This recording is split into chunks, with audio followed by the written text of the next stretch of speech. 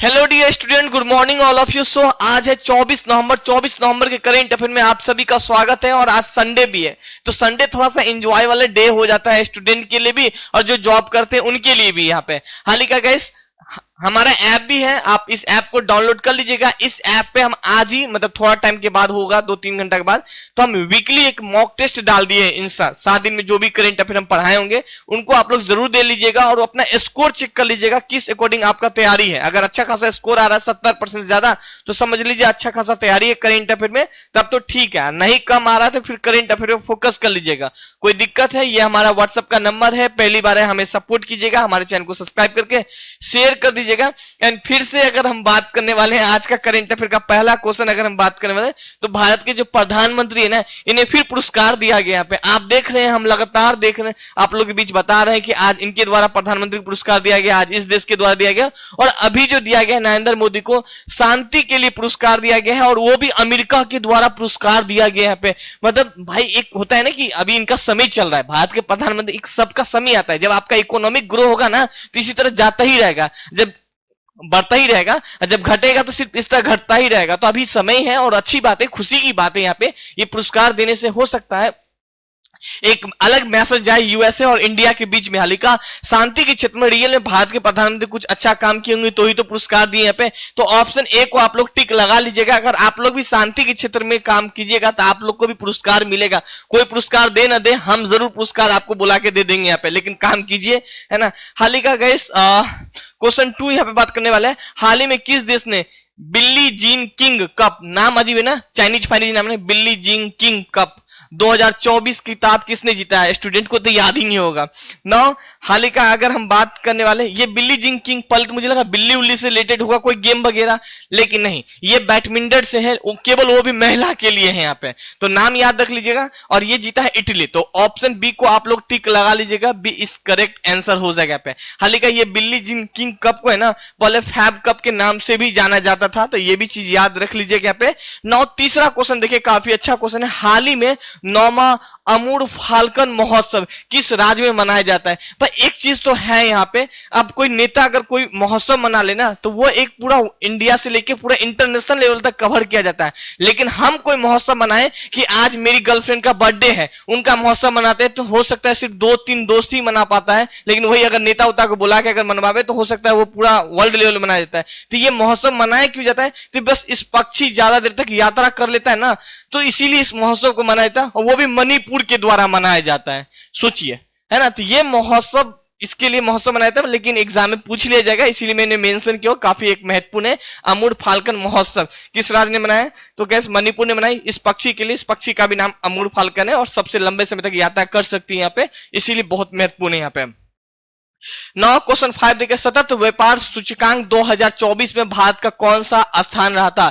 सतत व्यापार नाम से ही कि इंटरनेशनल लेवल पे भारत का किस तरह व्यापार रहा था। हाल ही का पर्यावरण बहुत कुछ को देखते हुए भारत का क्या व्यापार रहा था, उस अकॉर्डिंग यहाँ पे रैंकिंग जारी किया जाता है। और भारत का जो रैंकिंग रहा था वो रहा था गैस 23वां रैंकिंग रहा था। हाल ही का पहला किसका रैंकिंग रहा था? तो पहला अगर हम बात करने वाले गैस नीदरलैंड का रहा था। International institute for management development के द्वारा ये जारी किया जाता है, तो आप ये भी चीज जानकारी रख सकते हैं। दूसरा पे यूके, तीसरा नहीं, पहला और अपना भारत से मतलब है भाई, भारत का याद रख लीजिएगा और ज्यादा पहला याद रख लीजिएगा। हाँ, अगर आप यूपीएससी वगैरह का, अगर आप कोई पीसीएस का एग्जाम तैयारी करते हैं तो थोड़ा सा डिटेल में जानकारी रख लीजिएगा, मेंस एग्जाम की व्यू से यहाँ पे ना। हाल ही का मेरे एक और करंट अफेयर का चैनल है, हाल ही में second India CARICOM leader summit 2024 का आयोजन किस देश में किया गया? अब ये समिट है, समिट मतलब समझ रहे हैं, 10-15 नेता आ जाएंगे, आपस में बैठ के बातचीत कर लेंगे। जैसे कि आप 10-15 को ही आपस में बातचीत कर लिए और उसका नाम दे दी भाई समिट है, मीटिंग है, मीटिंग बोल दीजिए, तब ना लोग जानेगा हाँ भाई मीटिंग कर रहे हैं, तो तुम लोग हल्ला गुल्ला नहीं करेगा यहाँ पे। तो ये समिट है। अच्छा, ये हुआ कहां पे गैस?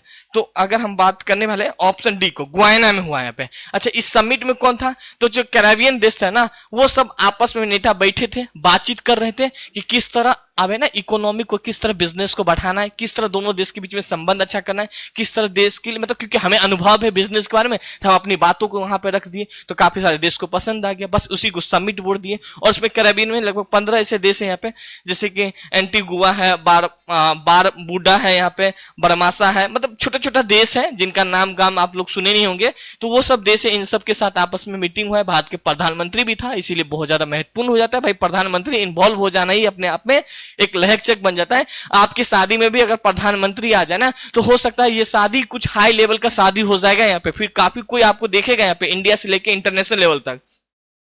एंड 7 क्वेश्चन देखिए, हाल ही में किस मंत्रालय ने भारत का पहला एआई डाटा लॉन्च किया है? एआई डाटा मतलब समझे, जैसे कि बोलते हैं ना हेलो, जैसे मेरे आईफोन है ना, तो हम लगाते हैं हे श्री कॉलिंग पापा, तो अपने आप लग जाता है, तो ये एआई टेक्नोलॉजी है। या कुछ ही मैसेज टाइप करते हैं, तो ये सब एआई टेक्नोलॉजी है। तो इसी का डाटा बनाया गया है, हाल ही का दिल्ली में बताया जा रहा है विज्ञान और प्रौद्योगिकी मंत्रालय के द्वारा। तो सी को आप लोग टिक लगा लीजिएगा, काफी महत्वपूर्ण है, क्योंकि ये डाटा पहले हम कुछ करते थे तो हो सकता है यूएसए में जाके जाता था, लेकिन अब ये इंडिया में ही होगा, तो डाटा वगैरह के लिए सुरक्षित है। तो ये चीज काफी अच्छा किया जो भी मंत्रालय है, विज्ञान एवं प्रौद्योगिकी मंत्रालय के द्वारा बहुत ही अच्छा स्टेप उठाया गया यहाँ पे।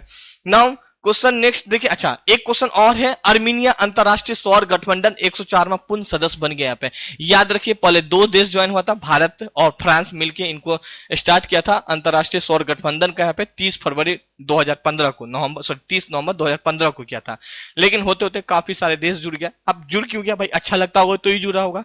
तो उद्देश्य इनका एक ही है, जैसे कि सौर वैश्विक स्तर से सौर ऊर्जा का उपयोग करना। हम पेट्रोल डीजल से गाड़ी चलाते हैं, बिजली जलाते हैं यहाँ पे, लेकिन जब सौर ऊर्जा से आपको मिल जाए बिना पैसा का, भाई सूर्य से किरण मिल रहा है, इसे बिजली जला लो, तो ये चीज काफी सारे देश को पसंद आ रहा है। अब पसंद आ रहा है तो हो सकता है इन लोगों के पास काफी कुछ, जो भी सदस्य बन रहे हैं उनको काफी कुछ ऑफर वगैरह दिया जाता है, काफी कुछ बताया जाता है यहाँ पे, तो इसीलिए काफी सारे दोस्त जुड़ता चलता है। तो अभी गैस कौन जुटा है यहाँ पे? अर्मीनिया जुड़ा है। तो पूछ लिया जाएगा अंतरराष्ट्रीय सौर गठबंधन का 104वां देश कौन सा बन गया? अर्मीनिया बन गया है। और देखिए जो अंतरराष्ट्रीय सौर गठबंधन है ना, इनका एक और लक्ष्य 2030 तक अगर हम बात कर रहे हैं तो लगभग 1000 बिलियन का अमेरिकी डॉलर का निवेश करने वाला है।